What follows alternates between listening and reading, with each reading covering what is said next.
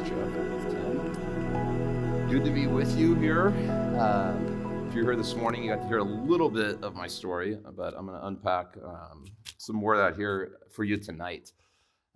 As I mentioned, I served for 10 years as a pastor up in the North Denver metro area. And during that time, I just got captured by one piece of scripture. And sometimes that can be dangerous if you only focus on one. And sometimes it can be a really powerful thing that makes some shifts happen in your life. And maybe that's happened to some of you. But the piece of scripture that I just got captured by was in John 17. And in that chapter, it's the last recorded prayer of Jesus that we have before he's arrested. And he prays for himself, he prays for the disciples, and then he prays for all of us. And so in this incredibly pivotal moment of his life, when he prays for all of us, who knows, somebody in the student section, do you know what Jesus prays for when he's praying for all of us in John 17? I want just a guess. You can just yell it out. It's not going to happen back there. All right. Does anybody else know? What does he pray for? Unity, right? Yeah. He prays that we would be one. Of all the things that Jesus could pray for in that moment, he prays for unity. And he says when there's oneness among the people that follow him, that people who don't know God will be drawn and sucked towards him. And as a pastor, I was thinking about all the stuff I was up to. Planning Sunday mornings, pastoring people, walking with them, doing all this stuff. And I got really convicted because I was spending very little time on the unity of the body, not just the unity of like a single church, but the unity of the church in a city. And so I started to go out and to have breakfasts and coffees and lunches with different faith leaders in my area, Catholic and Protestant, and just started to share with them, like, what would it look like if all of the churches in our community stacked hands around one thing and tried to like move the needle in our city. And what I discovered is other pastors and leaders were already thinking about this as well. And so we started to meet together and we started to pray about our city. And we started to ask this question, like, what's the smartest thing we could do if we were going to actually come together and work in our community? And it was convicting that we didn't know the answer to that. And so we started to have these little community conversations, and we would throw, 25 faith leaders in a room, and then we would invite in a different civic leader so that we could try to learn our city. And so we had the police chief come in, we had the city manager come in, then we had the mayor come in, and we would just always say, hey, tell us, how did you end up here? How did you end up in this line of work? And then we'd always ask this question, if you could wave a magic wand and change something in our city, what would you change? If you could mobilize all these people sitting in all these churches in our city around one thing, what would it be? And our police chief really pointed us towards underserved schools and really going after elementary schools. So we did that for a couple years. And then after that, we were sitting in a room with our mayor and we asked him those questions. And so, by the way, if you want civic leaders to show up to a meeting with a bunch of pastors, you've got to tell them what you're going to do in the room. So I'd already prepped this guy. I said, hey, here's what we're going to ask you. And so he comes into our room, he tells us his story, and then he pulls out this piece of paper and he says, here's the things that I want to see. And it was a lot of the things that you'd expect. He says, I want to live in a community where there's no single moms living below the poverty line, where there's no elderly shut-ins, where there's no financial debt. And, he had 11 different things. Some of them were weird. He's like, we need a better newspaper. We're like, all right, we can't help you with that. So he gets to the end. He puts the piece of paper away, and then he says, if you really wanted to change something in our city, you should start some kind of a neighboring movement. And then he goes on, and we go, whoa, go back to that. Say more about that. And he said, what we're learning at the city level is that we can create these programs to help people, but if people are living in tightly connected communities, if they know the people in their own subdivision, on their block, if they know the people in their own apartment complex or condo, if they know those people, they get cared for out of relationship instead of programs.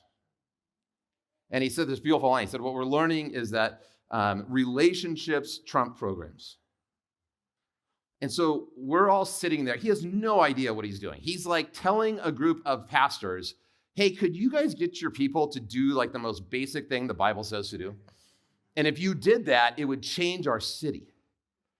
And we're sitting there listening to him. He's just literally just kind of going on. And we're all going, oh no, our mayor is telling us to do the Bible. It was incredibly convicting. So we ask if we can pray for him. We pray for him. He leaves the room. And then we all sit there and we go, hey, who's actually really engaged in their own neighborhood?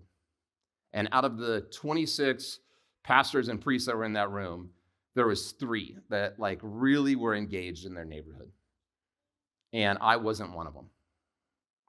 And I remember like driving home from that meeting back to my house, and I had like 100 thoughts going through my head. The 2, though, that were the most prominent were this. I just thought to myself, Jesus is smart.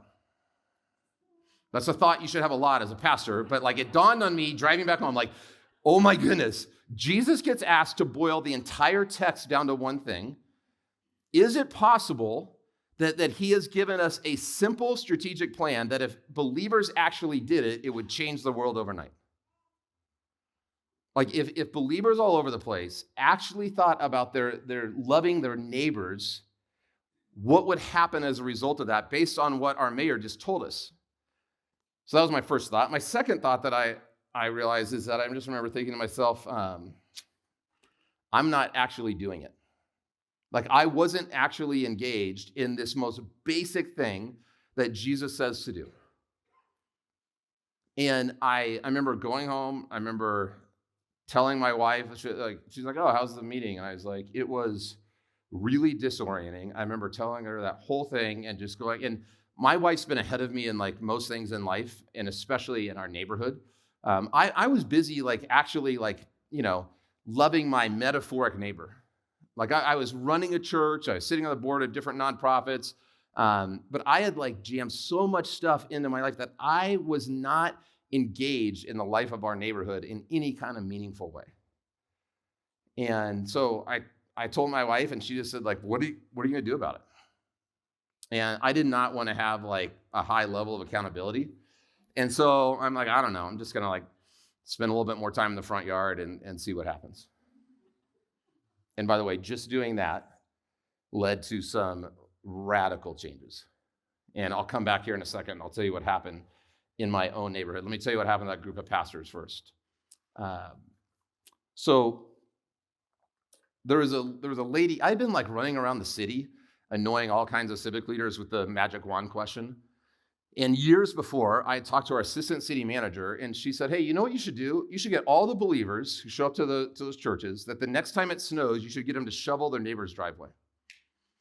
And when she said that to me, I just thought to myself, nah, that's not it. Like I was thinking like something really sexy, like the Church of Arvada eradicates homelessness or something. I wanted something like big. And so when the mayor started talking about neighbor, what I came to learn later is that this woman, Vicki Ryer, she was the torchbearer for neighboring. She was the one, she had infected the mayor with this idea. And so as the mayor's talking, I'm like, oh no, Vicki's been trying to tell me this. And so our little group of pastors, before we left that room, we just said, hey, what if we just prayed about what we heard? Nobody preach on this. Nobody, like when anything interesting happens to a pastor, it like becomes a sermon the next week. And so we were like, let's make a pact. Let's not do that. Let's just pray about this.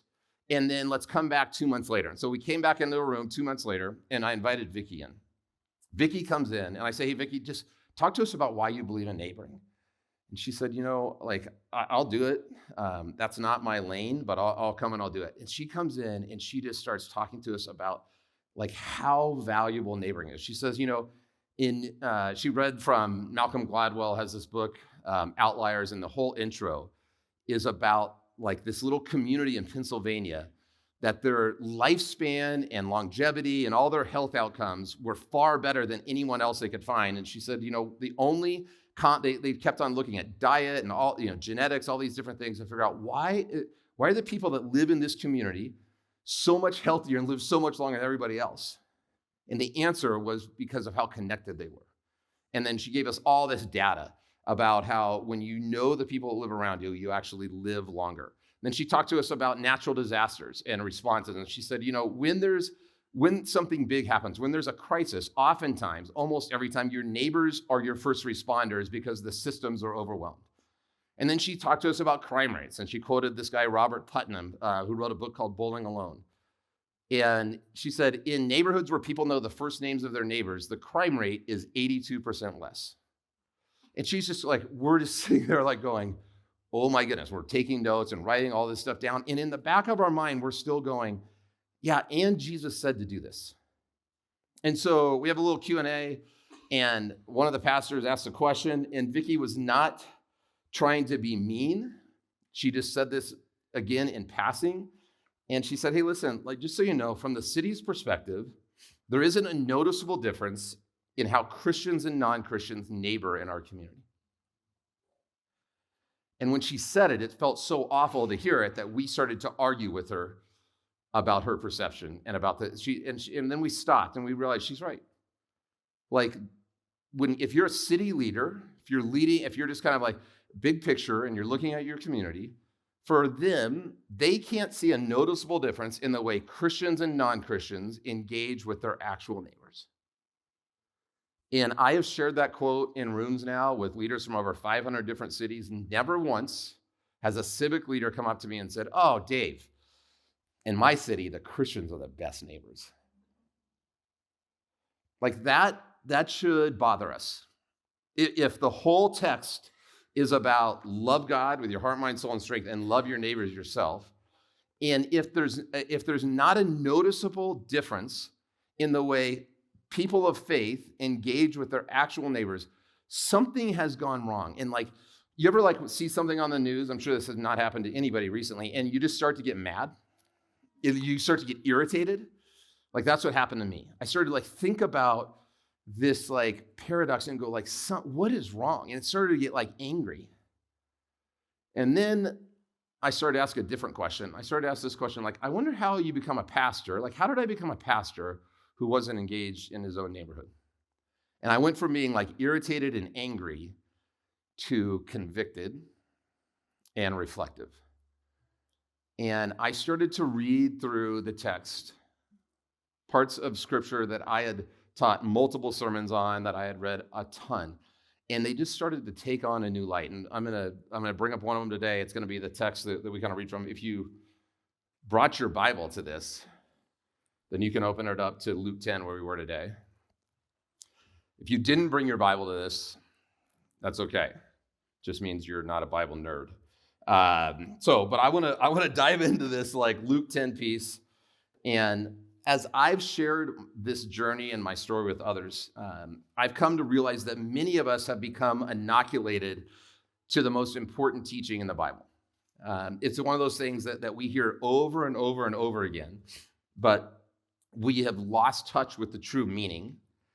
And I think that like sometimes you just need to like take on something and look at it with like from a slightly different angle or with fresh eyes, and that's what I hope happens here today.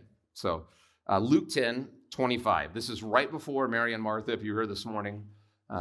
It says this. On one occasion, an expert in the law stood up to test Jesus. Teacher, he asked, what must I do to inherit eternal life? What is written in the law? He replied. How do you read it? He answered, love the Lord your God with all your heart, with all your soul, and with all your strength, and with all your mind, and love your neighbor as yourself. Okay, so Jesus does this a couple times in the text. He gets the person, he knows something's bigger is going on here. So he gets the person asking the question to answer their own question. You have answered correctly, Jesus replied. Do this and you will live. We can spend the rest of the time just talking about that one phrase. Do this and you will live. But here's where we're going to camp out. Here in verse 29, it says, but he wanted to justify himself. So he asked Jesus, and who is my neighbor? Jesus and this guy boil the entire text down to love God with everything you have and love your neighbor as yourself. And this guy's first thought is, how do I get out of this? But he wanted to justify himself. He looks at Jesus, he's like neighbor, what does that really mean? How are we really going to define that? Okay? Students, have you ever done this with your parents where you just go, you're kind of like in a bind and then you just kind of like weasel your way out by trying to like define the word differently, or you start to define the word so it most easily fits into what you're already up to. Is that ringing any bells back there? Nobody? That's what happens here. So, do you want to know how you become a pastor who's not engaged in his own neighborhood? All you have to do is define that word neighbor so that it most easily fits into what you're already up to. Like sometimes you're reading the text and you like see yourself in it. Sometimes that's like a really good thing, and then sometimes it's not. This was not a good thing for me. I'm sitting here going, oh my goodness. The way that I figured out how to be a pastor without being engaged in my own neighborhood is like I figured out a loophole. I just decided to define that word neighbor so it most easily fit into what I was already up to. Now, here's the key. How I did it was through the story of the Good Samaritan. Because what happens is Jesus looks at this guy and goes, oh, we're going to play the, like, how do you define the word game? And then he just blows up the definition of neighbor on this guy. Now, he's assuming that this man is already acting like a neighbor to the people who are Jewish in his own culture and customs. And he tells the story of the Good Samaritan. And he says, listen, here's this amazing story. Okay, and most of you, I'm sure, have like heard the story of the Good Samaritan. That this person who is in need, that the unlikely person comes across the person's in need after the religious people, after the pastor and the ministry people like already like passing by. This unlikely person comes and cares for the person in need in front of him.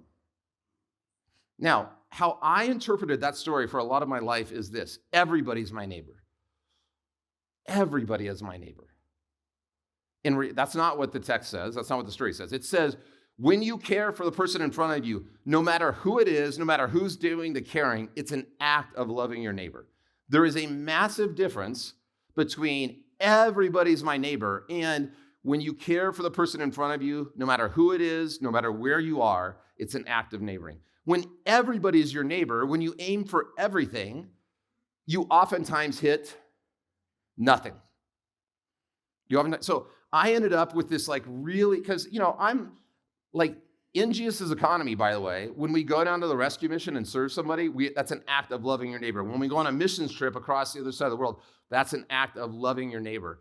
When I'm at like church and I care for somebody or meet somebody and engage with somebody, that's an act of loving your neighbor. But here's the deal. All of that doesn't sprinkle magic fairy dust over our actual neighborhoods, and also that, and meaning that like Jesus wasn't talking about them. And I worked out a way in my own life where that was the case. So I ended up with this really powerful metaphoric love for my metaphoric neighbor. And metaphorically, I was killing it. And in real life, there were people who were sleeping 50, 60, 70 feet away from me, and I didn't know their names.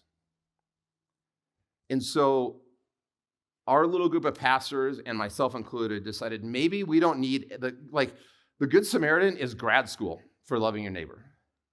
And maybe like there's some power in actually going back to kindergarten if you're not doing it, and starting there, like drawing a circle around the place where God has put you and then start to work out from there. And so that's what we decided to do. And our assistant city manager had this little tool of like this little tic-tac-toe board. And then I'm going to give you one of these to put on your fridge as you leave here today. But she did this little like quiz with us. And my co-author, Jay, also had like done this before too. So we just did this quiz with this group of pastors. I'm going to do the quiz with you right now. Okay? And this like little simple quiz was what put me and this group of pastors, and that is now, I think we've handed out, I think the last count is we've handed out 670,000 of these magnets. And this little magnet right here, if you will actually like take this quiz and let it mess with you, it'll put you into action just like it did me. So here we go, okay? So if you have a piece of paper, you can draw this out. Just draw a tic-tac-toe board. If you don't, you can just do this in your head, okay? So if you've got something in front of you, draw a tic-tac-toe board, and then put like a little house in the middle. That's your house. And now here's the quiz. I want you to imagine you walk outside of your apartment, your condo, your ranch, your home, wherever you live, you have neighbors. And I want you to just think about like the 8 most logical like units, places that are right outside your front door. Okay, so it doesn't have to be the person behind you. Like when you walk out, who are the 8 closest, neighbors that you have? Got them? You can kind of see them in your head? Now, just take a minute. I want you to write down the first names of the people. Let's just do the adults. Write down the first names of the adults that live in those 8 units. Start writing right now. If you don't have a piece of paper, you can just start doing this in your head. Of the 8 most logical neighbors that you have, just write down their names. Don't write annoying lady, dude in a blue truck, okay? Just if you don't know their names, you just leave it blank.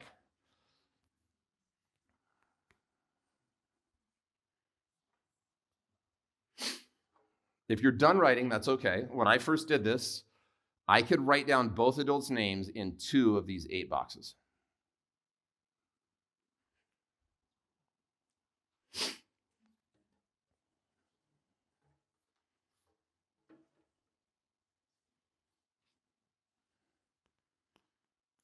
Now, how many of you, raise your hand, if I call you up here right now, you can write down the names of the adults in all 8 of those?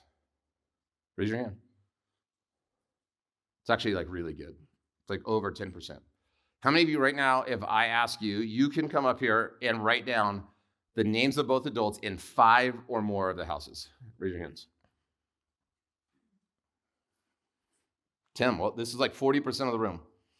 Okay. I've never been in a room of Christians or non-Christians where more than half of the room can write down more than half of their neighbors' names.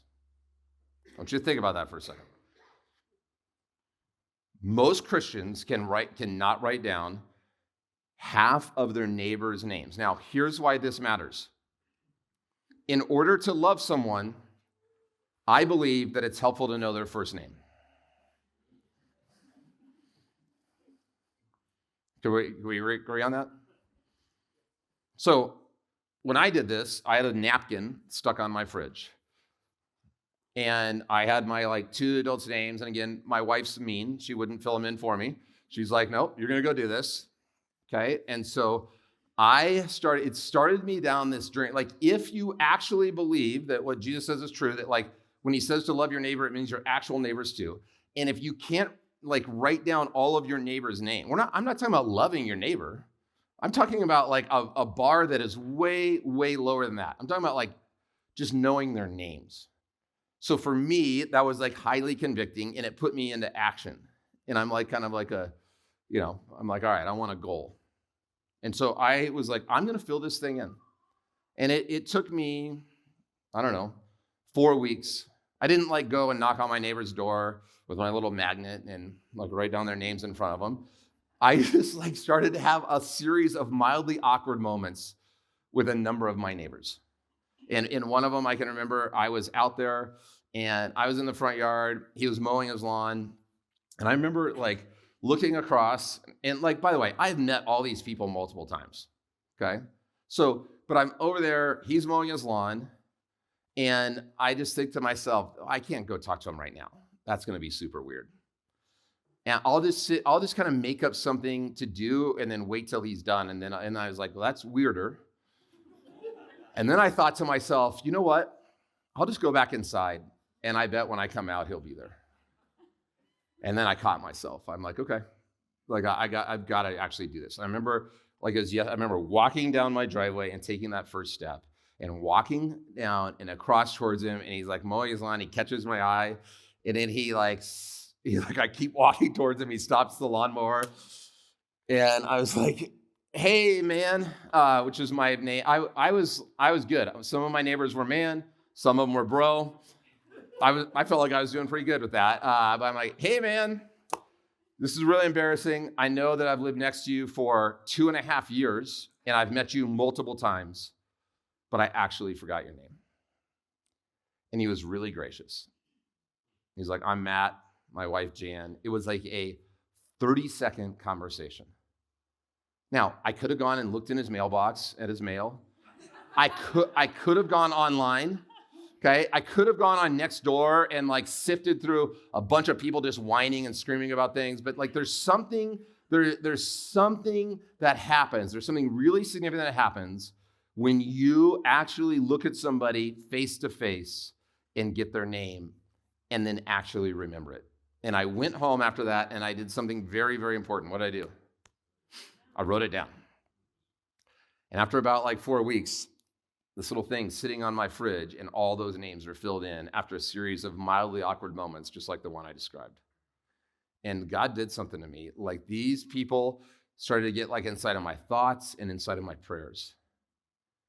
And it went from, hey, man, to like, hey, Matt, to, hey, Matt, like, did you see the end of that Broncos game? To, hey, like, I've got to move this thing in my garage just like 20 feet. Is there any way that you could help me? To, hey, like, you guys are going to be watching the game and we're going to be watching the game. Why don't you guys just come over and let's just watch it together? To, hey, your son's car is out front a lot now. Did he move back in? How's that going? To sitting across a dining room table and hearing about like the good and the bad of their experiences that they've had with faith and with Christianity over the course of their life. Like this thing that I had like dreamed about as a pastor when I was like setting up chairs for some random like concert or something, like this thing that like I had hoped for of like really meeting people who don't yet know God and being able to like connect with them in meaningful ways and to like hear their stories. This thing, it was sitting there the whole time. But I had like filled my life up with so many different things. And I had worked out like a mental model that like excused me from actually being engaged with my neighbors, that I had missed it. And I'd been in ministry for years. And it starts by actually being willing to just learn their names. Like the biggest thing that we learned in this whole like thing that happened, like my buddy and I wrote this book thinking our moms were gonna like put it on a shelf and just tell people they wrote a book. It was so simple, we didn't actually think people would want to read it. We had like, 800 of these magnets printed out. Never in our wildest dreams did we ever think that like over 600,000 people would across the country would have these things sitting on their fridge. And what we learned is this: if you want, like my whole life, people said good leaders set the bar high. And that's true. Like if you have a small team, you want to set the bar high, and then people will either come close to the bar or they'll go over it and you'll be able to get a lot done. But if you want to start a movement, the key isn't to set the bar high. The key is to set the bar so low that people can't crawl underneath it. So we didn't ask people to love their neighbor. We just said, would you be willing to learn your neighbor's first name? And then would you be willing to use their names when you see them? And would you be willing to take the next small step? Now, it turned out to be like a Trojan horse to get people to do all kinds of other stuff. Like, because some of these people aren't going to like want to like be your friend. Some of these people, you're going to learn their name and like you're just going to get a vibe like these people do not want to spend time with anybody or really talk to anybody. And by the way, I used to like try to stalk those people in my neighborhood. That's a bad use of your time, okay? In Luke 10, he also talks about the principle of the person of peace. Like it means lean towards and invest time in the people who like there actually seems to be some openness. So some of these people, you're going to learn their names, and it's going to be like, it's going to feel really stagnant until there's a crisis in your neighborhood. But some of these people, you're going to lean towards them. You're going to learn their name. You're going to start using their name a little bit more. And they're actually going to like lean back towards you. And you're going to like get a real sense of the genius of Jesus. That like when you start to build relationships based on proximity, you start to hang out with people who have completely different worldviews than you. You start to hang out with people who think about parenting differently than you do, who don't yet have faith. Like when you start to like actually build relationships on proximity, the genius of Jesus is that it gives us a lab to live out the whole New Testament and the Old.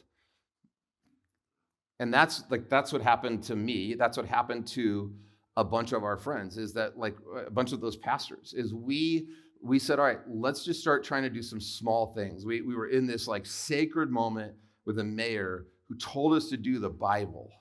And it was so simple and concrete. This was like this concrete like metric for like, how well are you actually doing in your neighborhood? If you're willing to put this on your fridge and let it haunt you like it did me, it will put you into action.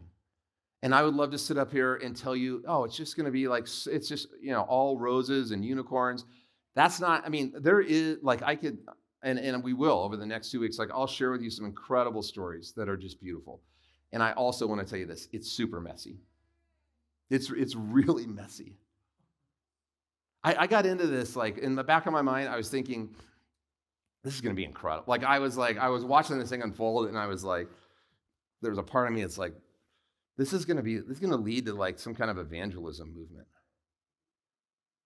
And what I really discovered is it's way more about discipleship than it is about evangelism. That like Jesus is like giving us a way to enter into relationships that he like uses to polish us and to make us more and more like who he wants us to be. And that for me has been, and there have been people that have come to know the Jesus through this, and I can tell you stories about that, but more than anything, it's been a discipleship program to go out and to be in relationship with people who think about the world completely differently than I do. And by the way, I don't know if you've noticed, but like our world, our country is a little bit polarized right now. I'm going to tell you, like literal neighboring is the antidote to one of the most toxic things happening in our country. Because what happens is you actually start to become friends with people who vote differently than you do, think differently than you do, and you still remain connected to them. Like if you want to fight like the awful polarization that you see and that makes us all just like scratch our heads and feel depressed, like do this. Lean into this. Because what you'll find is you'll start finding connections with people. And I'm not saying that you're necessarily going to change their mind or that they're going to change yours. You learn to actually be friends with people who have very different views than you do. And you get to start to live out the gospel with them, whether they're receptive or not. Another text that like has just been foundational for me in all of this is found in Acts 17. Paul's in Athens. He's talking to all these Greek men and women about God and about all of these like idols that he sees. He does something brilliant. He like walks around their city. He sees all these idols. And instead of like getting angry and like wanting to burn them all down or like trash them, he actually uses their idols as a bridge to talk to them about Jesus. And he just says, hey, people of Athens, I can tell you're really religious. Everywhere I go, I see all of your like idols to these different gods. And he says, I want to tell you about the God who you do not yet know, the one true God. He goes off into this incredible sermon about the nature of God. And as part of this, he says, from one man, he made every nation of men that they should inhabit the whole earth, and he determined the time set for them in the exact places where they should live. Say that again. And he determined the time set for them. God determined the time set for them in the exact places that they should live. God did this so that men would seek him and perhaps reach out for him and find him, though he is not far from each one of us. So let me summarize this for you.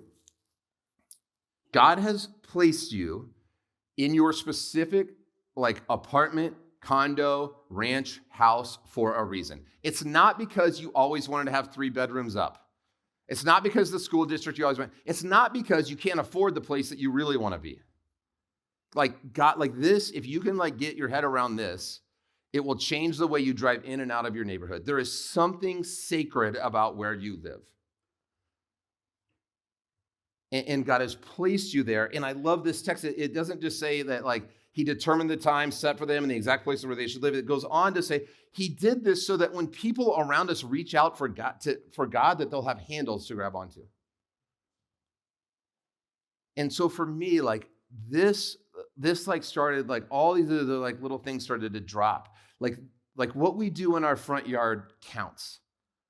What we do in our front yard is just as much ministry as the people that lead worship up here or take care of the kids that they're doing right now, or that are the greeters, all that's, or serve on the board of elders, all that stuff is real ministry. And so is what we do right out in our front yards. And so just letting that sink in for me started to like open up this whole other, like this this whole network of people that live right around me. And I've seen this happen time and time again. If you give yourself into this, if you will lean into this, God will start to use you as a catalyst to bring connection and community to the places that you live. And he might do it for a year, and you might end up moving and then taking those lessons and going and doing it in a different place. You might do it for 20 years or 30 years or 40 years. Most of us, like a lot of you in this room, have experienced what it's like to live in a neighborhood that's connected, and you've experienced what it's like to live in a neighborhood where people just wave and that's about it. Am I right? Raise your hand if you've like experienced both of those in your life. Okay?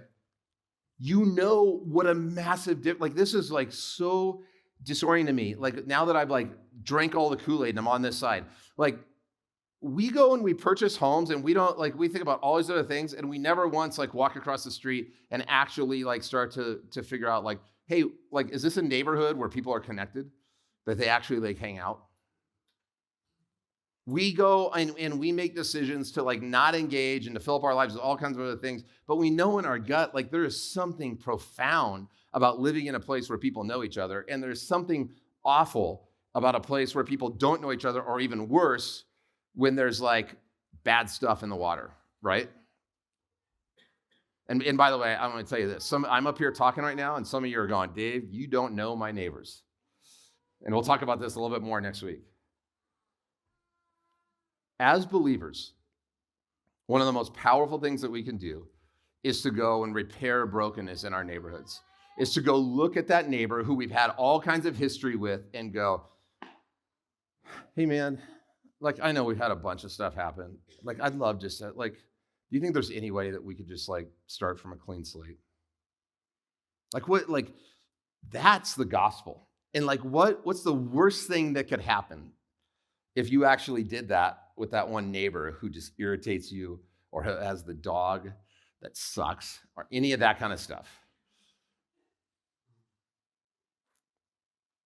Jesus is smart, and when he was asked to boil down the entire text down on one thing, he has given us a simple strategic plan that if we would actually do it, it would change our neighborhoods, our streets, our communities, our cities, and it could go a lot farther than that. And all we have to do is say, yes, I'm going to start doing some simple things to move towards being a catalyst for connection right where he's placed us.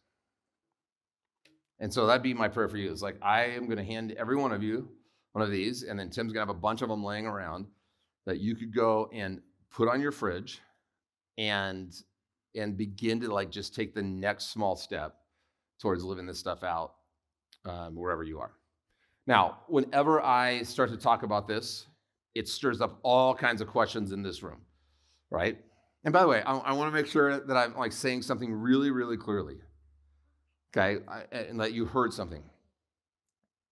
Taking the command to love your neighbor literally with your actual neighbors, drawing a circle around the place where you sleep and moving out from there, does not in any way take away from all the other wonderful things that we're up to with loving our neighbors. Like clearly, in Jesus' economy, the story of the Good Samaritan tells us that the definition of neighbor is bigger than just our literal neighbors.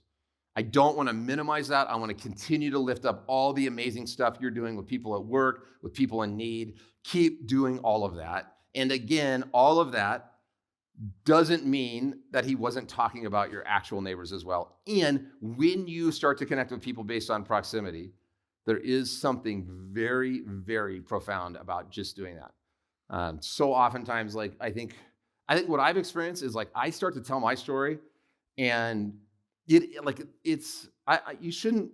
should be zero shame in this room about how few people that you can like fill out their names of. But hopefully there's like a little element of conviction. And sometimes when we get convicted, our first thought is like our friend in the story is, how do I get out of this? And you're like, you start to like kind of like theorize your way out of it. Try to resist the urge to do that. Like I'm telling you, what lays on the other side of this is too good to get out of it by just trying to like work your way out of it mentally, or thinking about the people that you're around that live right around you. So whenever I start talking about this, all kinds of questions come up, because we all have weird neighbors and hard stories or curiosity or all those kind of things. And so, Tim, it's 4:21. Do I have time to do like 5 minutes of Q&A and then we'll do 10? Oh, perfect. All right. So I want anything that's like popped into your head as I've been talking. I want you to just like throw it at me real quick. Okay. So I need some brave people to like say, hey, I got a question, and just throw up your hand. I'll call on you and we'll go from there. Right there. With this, what do you do with the thought or feeling that there's already too much going on in your life anyways? Obviously, there's so many good things that we need to do. Yeah. Yep. But there's also a lot of important. Yeah. Good. Great question. Were you here this morning? Yeah. Perfect. Love that for you. Love that for you. Well, what I would say is Jesus says, love God that you have and love your neighbors yourself is the central command. So if your life is so full that you can't take one more relationship, which probably isn't true, but I would say maybe it's worth taking a step back and prioritizing, should having some level of engagement with my actual neighbors be a bigger priority in my life than it is right now? And are there some other things? And I shared this in one of the services, but not the other. Like, I stepped off the board of 3 nonprofits because I realized I had just filled up my life with so many different things that I was hardly ever in my neighborhood. Like, in order to be a good neighbor, you kind of have to be in your neighborhood, and you have to be visible, and you have to like. And so, by the way, kids, students back there, kids are cheating when it comes to neighboring. Okay, they have no fear. They just like meet people. So is like having a dog. Okay, because it just makes you visible and you're always walking around. But for me, and I really appreciate you asking that question, like, I had to like look at my life and go, do I believe that like Jesus meant this in a literal way enough for me to like actually say no to a few other things? And so that's what I did. I just started to go, okay, like, I think that I can, and like I share this with the service. Like, I left the boards of 3 nonprofits. They're all doing great without me. Seth, you can't step down as our treasurer. Yes, you can, if God tells you to. But I really would. I would really like get quiet with the Lord and just say, hey, God, what do you want to say to me about this? Like, the most powerful prayer after you like learn people's names, and then just say this prayer: God, what's the next small step that you want me to take with one of my neighbors? What's the next small step that you want me to take in my neighborhood? And I think if you are able to like do that on a regular basis, I think that you'll start to like get a sense of what God wants for you with the people that live closest to you. Is that helpful at all? So I didn't mean to like do the guilt shame thing either. I just default into it all the time. Go ahead. I have found one thing that works really well in developing relationships with your neighbor, and that is to shovel their walks. Yeah. You shovel their walks, and they owe you. Alex, not a good thought. But yeah, you're right. I mean, it's little, you get disproportionate results in your neighborhood. You shovel somebody's driveway, and like the impact that has can be massive. A lot of times, you learn somebody's name and you use their name. It shifts you from a stranger with somebody to an acquaintance. That's a big jump, and that happens by learning and using somebody's name. So yeah, thank you. Anybody else back there? Yes.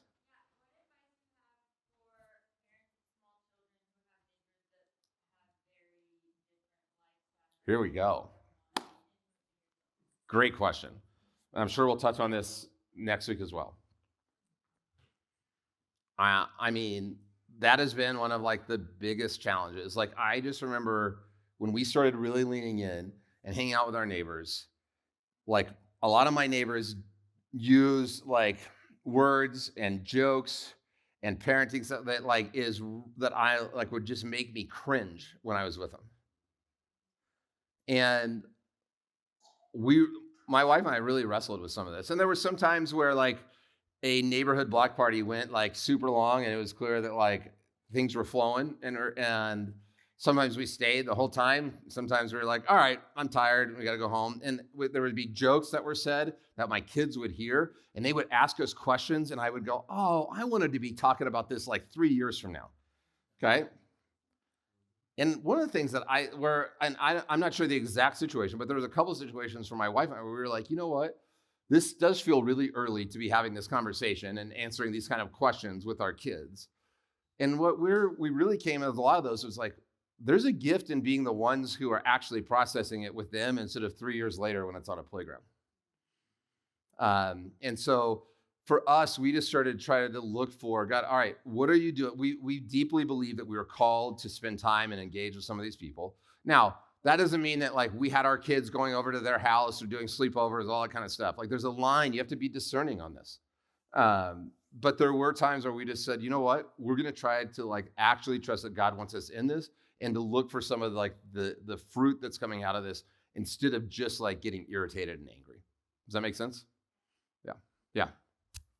So how do you practically decide? Basically, first order priority is loving those within the church. Probably second order priority is loving those without, like outside the church. I don't buy that. I mean, I think. Well, No, let me think about that before I say that. I think, yeah, I'm not sure if I totally buy that. What I would say is this is like, oh, go ahead. I'm going to finish your question. So I was the question. Well, we can debate that. Yeah. I think when you see the call within Scripture, the poor and the orphan, it's within the church. Like you end up seeing the different orders of it. Sure. So how do you end up prioritizing time between loving your neighbor? Yeah. The believers within the church and those outside of it? That's a good question. Yeah, how do you prioritize like people inside of the church that are believers and caring and building relationships with them and people outside the church? I want to say two things about that. Part of what happened to me, like this whole thing happened to me after I'd been a pastor for like 9.5 years. I got into ministry because like I wanted to see people come to know Jesus. Like it just like that's like what drove me into ministry. And after 9.5 years, I just drifted into a place where all of my friends were people who thought about my friends who I had relationships of depth with were all people who thought about this world the same way that I did. I went to church, I worked with those people. I was drying, like that's like something's really unhealthy about that. If all of your relationships, and so for me, just my story, this thing around neighboring lit me on fire because it like opened up this part of my heart that I was like, that had just become really dry and desolate. And so I didn't have to worry about like, I've got too many friends that don't know God yet and I'm not paying attention to my Christian friends. I had to immerse myself in I would guess that most of us are like this. Most of the people, it's really easy to get inside the Christian bubble. Neighboring is the antidote against that. And so for me personally, I had just gotten into a place where I had like swung the pendulum way too far. And the people that I had real meaningful, like I knew plenty of people that didn't know God, but real friends, real depth, I had very, very few. And this just poured gas on that for me. When I first started like thinking about this neighboring stuff, like I used to drive by this one neighbor on the corner, like he was a stay-at-home dad and he had tons of margin and he would just sit out there and they just had like it was just like beer thrown, flying all over the place nonstop every single weekend night. And like, I think there was like this weird part of me. I used to drive by there. When I was in high school, a youth pastor told me, Dave, show me your friends and I'll show you your future. And like, it's exactly what I needed to hear when I was in high school. I needed to think about like, I need to make sure that I'm not throwing myself into relationships with all people who are like making stupid decisions and who aren't rooted in God, because it would have like pulled me away from God in many ways. But I'm now in my like 30s and I'm driving by this guy's house and there's this thing in the back of my head subconsciously, I think I was doing that. Like, but I knew who I was in Christ. Like I wasn't sitting around, like these people weren't gonna like pull me away from God. Like now, if you're struggling with something, if it's addiction or anything like that, and you need to not put yourself in that type of environment, then don't. Then don't. But for me personally, like I had like used some little things to like excuse myself from being like more fully ingrained into the life of my neighborhood that actually weren't relevant anymore. Does that make sense? And for me, like I haven't met a lot of Christians I haven't met many Christians at all that are struggling because they don't spend enough time with believers and they spend most of their time with people who don't know God. And if that's you, I hope God's using you like crazy. But for me, most of us as believers, it's just so much more comfortable and easier to spend time with people who think about the world like we do. Like if you leave me to myself, I'm just going to hang out with people who are like funny and who like sports and who like God and who are rich. Okay? I'm just going to be really honest. Like I had to like come face to face with this a long time ago. Like I learned somewhere like I love sports. I have an unhealthy relationship with sports. I like hanging out with people who like sports because we end up talking about sports all the time. Okay? Same thing with God. Okay? And then I like to laugh, so I like hanging around funny people. And somewhere I learned that if you hang out with rich people, it's like you're rich for a day.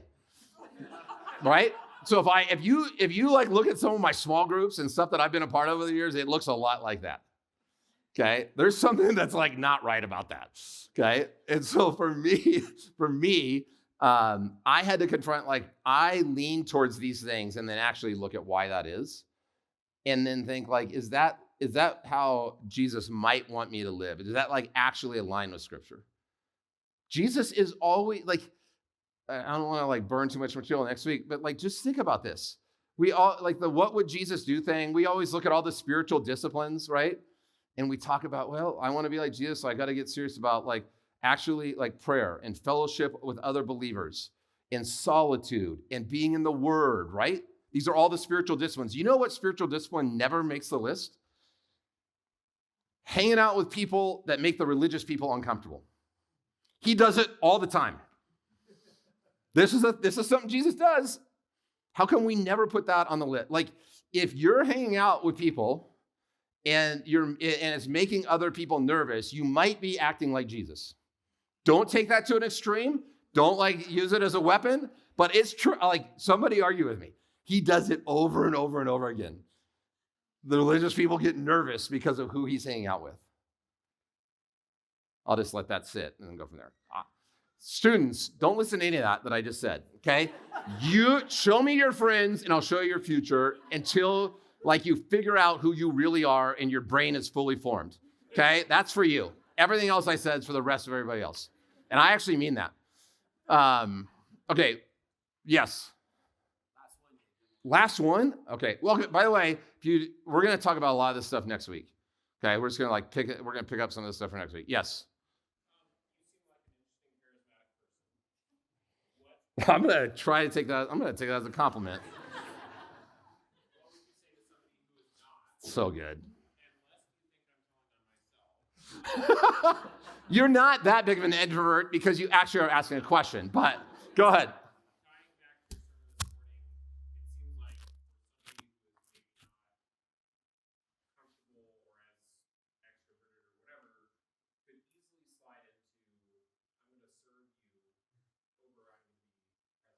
Yeah. Totally. Absolutely. I want to say this to all the introverts in the room, not that that's the exact question that you asked. You don't have to be somebody you're not. To actually engage with the people who live around you, you do not have to be somebody that you're not. Okay? You can actually just invite people into things that you're already interested in, or be curious, mildly curious about the things that they're interested in. And I just want to say that, okay? So, and I'm going to put a pin in that because like we're going to start there next week. We're going to talk about the art of receiving, and we're going to talk about like you don't have to be somebody that you're not inside of your neighborhood to actually start to build connections, and it's going to look totally different for people who are introverted or extroverted, or people that are empty nesters and people that have young kids. And so that's a great place to do like the to be continued ... thing. And so if you're on the panel, let's come up because we're going to continue on with some Q&A that Tim's going to help facilitate us through. All right, cool.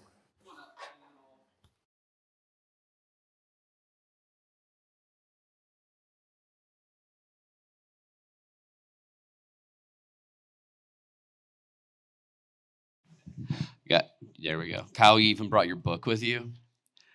You got Dave to sign it.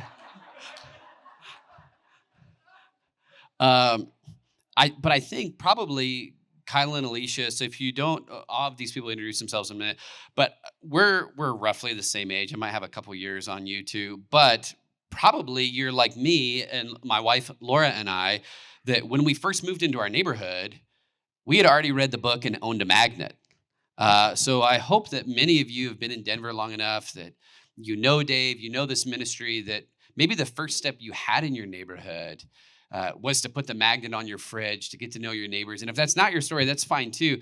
But you might also be like Laura and I, and you might have had a turnover in your neighborhood. And while you started with incredible intentions, you might have fallen behind, as my wife and I have, of thinking, oh, that person moved. We haven't gotten to know the new people. But Dave, we're glad to have you, man. Thank you. So I'll have you guys introduce yourselves, why you're on the panel. One of the joys of being a pastor is everybody, you should know most people's stories. But there's reasons I asked all of you to be on here. But Kyle, you want to lead us off? Is that on? Yeah. Kyle Moore, my wife Alicia Moore, and we live in this literal neighborhood. Michael and Amy Kern, and we live in Denver Tech Center. Thank you. The first question I have that I asked you guys to reflect on just a little bit. What is one small thing? Not big thing, Michael. We know you're going to want to go to something real big immediately if you know Michael. But what's one small thing you guys did that built connectivity, that then built trust in your community? How about the Moores? You guys go first. Yeah, so we read this book before we got married. So this has just been our whole marriage, almost 14 years, I think you read the book. And I would say when we first moved, walking around the neighborhood, and I continued to walk around the neighborhood and just pray that the Lord would soften hearts of neighbors and then also use us. One practical thing that we do is we've just decided to be front porch people. It's really comfortable to just sit in your backyard. Most of us have just fenced in backyards, but we made a patio space in our front yard and intentionally sit out front so that when people walk past, we can talk to them. Maybe the one addition I would say is in our backyard, we asked all three neighbors if they would be willing to replace our fences, our big high privacy fences, with just no fences, and none of them took us up on that. But one did say, hey, what if we did a low fence?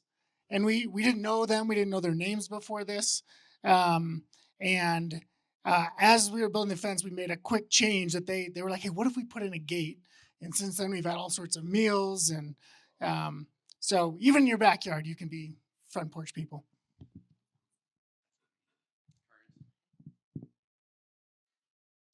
You make this massive investment in real estate in a house, and I'll never forget.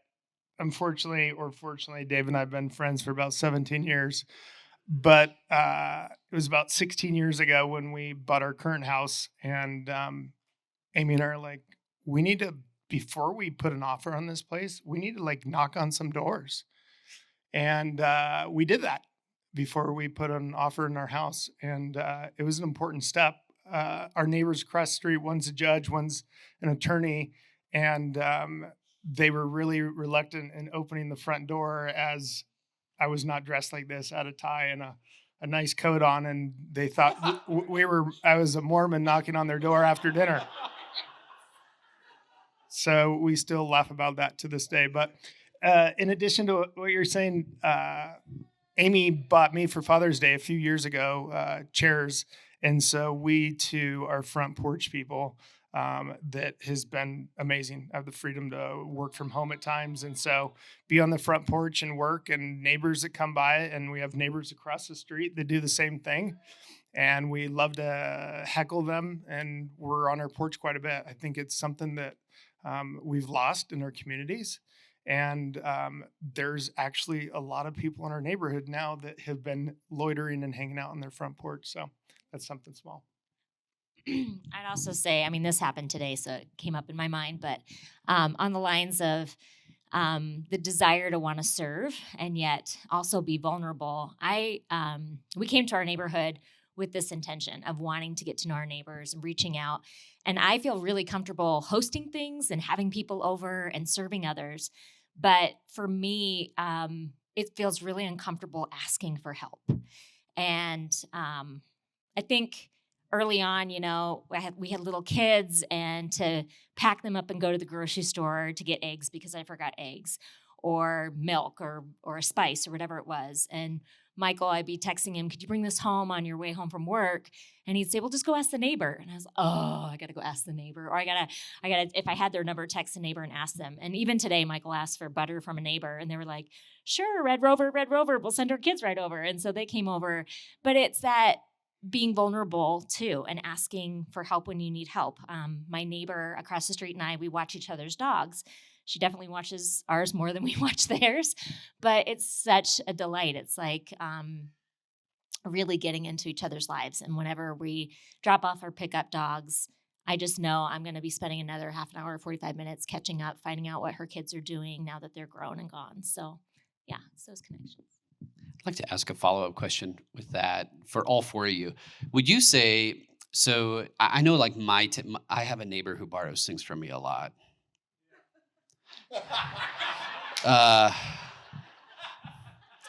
And he once told me he can say anything like this, and then I just have to accept it as truth because I can't claim it to be false. He says in Africa, and when he starts out, I can't argue. Say in Africa, people borrow things from each other to build relationships because I am now in your debt, whereas we prefer you to be in my debt. Would you say that you have experienced greater capacity to build relationships through actually indebting yourself to others in the art of neighboring? Yeah, I would say I intentionally, like if I am at the park and I am quick to get someone's name and figure out if they're in the neighborhood. And if they're in the neighborhood, I'm like, okay, got to get their number. And to think of like, what can I borrow? Like, what can be the first thing that I can ask, or how can I get to know them? And I think, yeah, borrowing something is a quick way to. And I think people love to be helpful. Like maybe it feels like a burden on you, but to them, they're like, no, I want to. Yeah. I literally just bought this book for my niece the other day because she has a 1-year-old. And it was my kids' one of their favorite books that we read. It was called A Visitor for Bear, if anyone knows that. Lexi's throwing her hands up. It's this obnoxious mouse that's knocking on the door of this bear's house and asking for just a spot of tea and a piece of toast. And the bear keeps saying, no, I don't have time for you. No, I don't have time for you. And eventually the bear gets worn down and the bear makes jokes and the mouse laughs. And the bear, by the time the mouse is saying, oh, it's time for me to go now, the bear doesn't want him to go. And we have had neighbors like that too, who I'm thinking of our neighbor right next door who basically was kind of gruff when we first moved in. And he said, oh, you guys are fixing up the house and then you're going to leave. And each time maybe we did something or we were doing a project at the house, he's like, oh, now you're going to leave. And we just had to each time lean in and just say, no, we're here and we love having you as a neighbor. And he's opened up his life quite a bit to us too. And it's been sweet. Thank you. Not. And we go to the mailbox and have some fascinating conversations. So, yeah, I mean, like Dave said,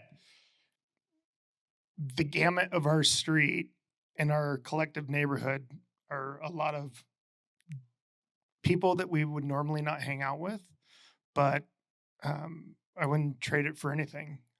We have one neighbor catty corner from us, some triplets, and then 2 older kids. Their mother, when they were young, she died of breast cancer. And so the father tried to raise 5 kids and he did the best he could. And it has been very messy. There's been death, there's been drugs, there's you name it. but his dad is now in a wheelchair, and he needed to convert bathroom into ADA for his dad, and so it was an opportunity for me. Even though I don't do residential, this is not a plug. Um, I went and helped him out, and so people that you normally wouldn't do that for or with. Um, it's a neighbor that reaches out and asks for help. So Yeah, and I just add, crisis is opportunity in your neighborhood. The just like if I asked you to think of a season of your life where you've grown significantly in connection to God, I bet there's a lot of you in this room that the first thing that you're thinking of is a trial or a crisis that you experienced. That's been the case for me. The same thing is true in our communities, in our neighborhoods. Like when there's a break-in, when somebody passes away, when there's a divorce, when there's like these major things that happen, when the people of God lean towards that, oftentimes redemptive things happen. And it opens up the doors for us to have the conversations that matter the most. And next week, we're going to talk about that. Like, how do you just get beyond just like hanging out in your driveway and talking about sports with your neighbors or whatever it might be, or the garden or whatever it is, to actually having the conversations that matter, conversations of depth, conversations that are eternal. And we'll talk about this more, like a lot of that, like the best soil for that is in crisis. So It's a good word. Thank you. I just want to ask one last question, then open up a time for us to pray together as couples, as whoever's sitting next to you, just to spend a bit of time praying over our neighborhoods and praying for our neighbors by name or by, blonde guy with a truck who limps, sort of a thing. But I do have one last question that I want to ask before we do that. Our church, Dave, you mentioned it at first service. You said you had a lot of kids, but this is a lot of kids. Yeah, it was. And today, it was pretty tame today compared to normal. So, no, you were. You thought it was great. You did. But we have quite a few. But our church is not just people with kids, but people who also delight in children. So if you don't have children here, to be at our church is still to be someone who delights in children. You cannot be somebody to come here. It's like, I really wish there were fewer children at this church. So in y'all's experience, what has it been like to have young children in your neighborhood? But also, Michael, as you're getting older, not you, Amy, what does it look like to delight in the children of others as well? So not simply to have your children in the neighborhood, but also to delight in the children of your neighborhood.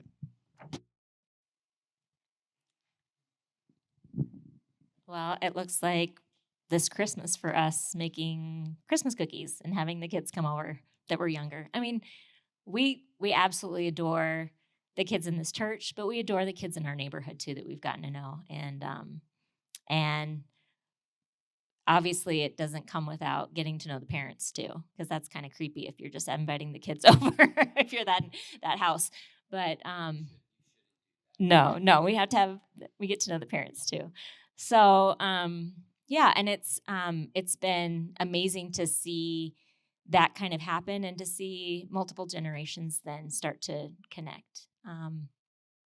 I love seeing that our kids love the kids across the street, and that our kids also, want to know what's going on in the lives of the teenagers that were across the street that are now getting married and having kids of their own, and when they show up. So it's been an amazing building of continuing to reach out and not just find those that are in the same demographic as our family. I'll add to that too. So we have a neighbor across the street. They've got 3 young kids, and you're usually tired at the end of the night, but the kids eventually go down, hopefully. And so Amy and I have made it in the wintertime that we end up playing cards with them after they put the kids down. So we don't have to worry about that at our house. So we'll go over and have a bottle of wine with them and play cards. But I mean, as we knew we were going to discuss some of this stuff, it was pretty amazing to see all the creativity of events and things that we've done throughout the years as a couple. And I think that's the coolest thing about it as a couple, is that you're doing it together. It's not just the husband or just the wife, but it's being able to do ministry in our neighborhood together. Like, I'm not a pastor, but yet Amy and I get to do ministry and share life with these people in our neighborhood and do it together and leave and process together what we heard and pray for these couples. And so it's been a joy to just do ministry with my spouse in my house, in our house, in our neighbors' houses, and then to come together and process that it changes all the time with seasons of our own lives. In the season that we're currently in, and now the attorney and judge across the street, giving Amy advice of what it looks like having high schoolers when their kids are gone. So I think the blessing is, like Dave said, is get to know these people's names. And sometimes they move and change, and sometimes they shut you out of their lives. And that's hard too. But know that God's put you in your sphere, your home. Your garage door doesn't always have to be closed. And whether you're doing puzzles late at the night in summertime in your garage and people are walking dogs by and stop for a bit, but there's many opportunities to do ministry at your house. And so back to even what Dave said this morning is find margin in your life so you're not exhausted at the end of the day, that you have capacity for people that live across the street or next door. So. Yeah, we have 4 young kids, and you made mention of it, that it's cheating, and it really is in terms of trying to get to know people. We live right across the street from kind of the neighborhood park, and that was a very strategic thing. I think when we were praying for where to live, and we saw this place, it was like, all right, that's the spot. And so we know that God has put us here, and it's just been a great thing to just look out and go, oh, Brandon and his family's at the park. Great. Let's go say hi. I think we met Brandon at the park. I'm almost sure we did.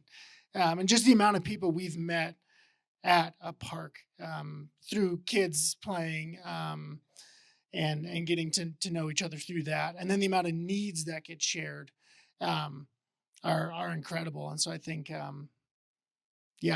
think it's for sure a cheat code.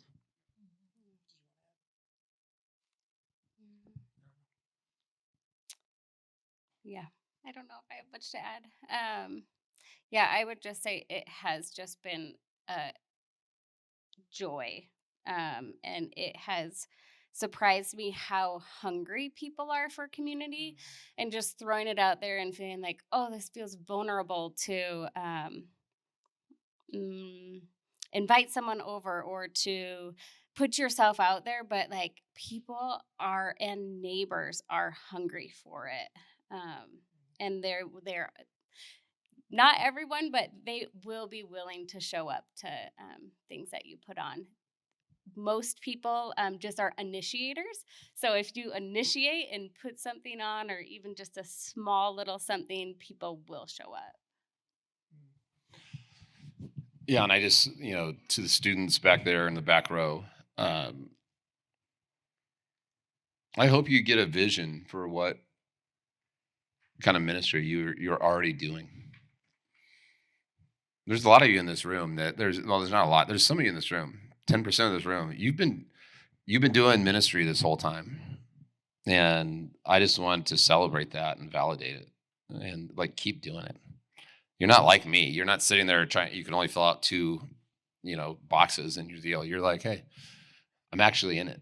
And if that's you, and there's a lot of students here. Like I find that students, junior high, high school, are a lot of times at a higher percentage. You're already doing this.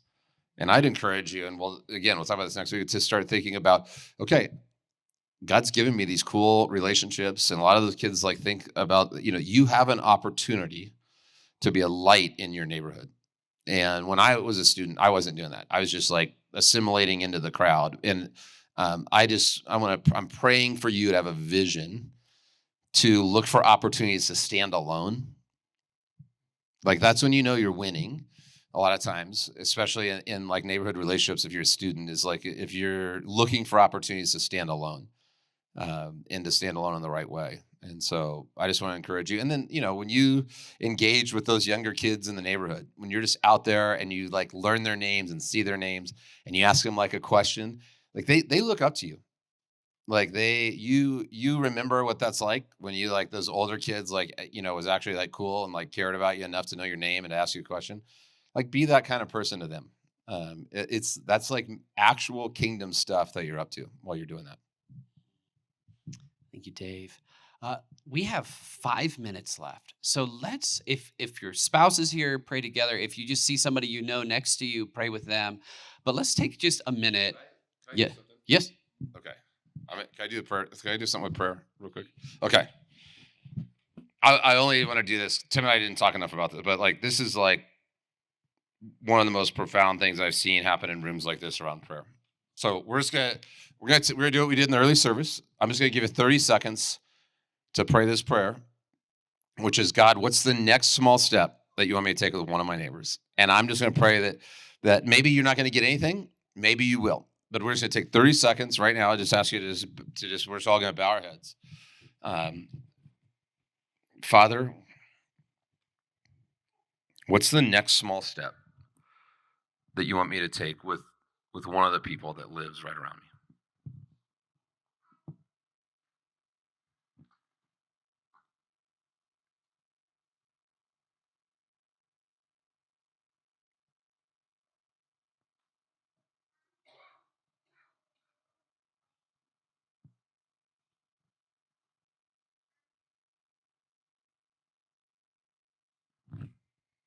So for me, I can't get out of my head this specific neighbor who a month ago we went out and had lunch, and he like was just sharing about some stuff that he was really going on in his life. And I have not been diligent in following up with him, and he hasn't been diligent in following back up with me. And I just felt like God's like, go text Jeff or call him on the way home from here. I don't know if a specific person came into your mind. If not, that's okay. Maybe it was just to learn some names, but could we just take a few moments right here before we leave? Would you just talk to another couple or two other couples that are around you? Would you share, if there was anything that was put on your heart, would you share what that is? And number two, would you just take a moment to just in this room to pray for that person that was on their heart? And then like you're gonna have 5 minutes, and then we're gonna circle back in and we'll just kind of close it off. So I know this is mildly awkward, but this is good practice for your neighborhood.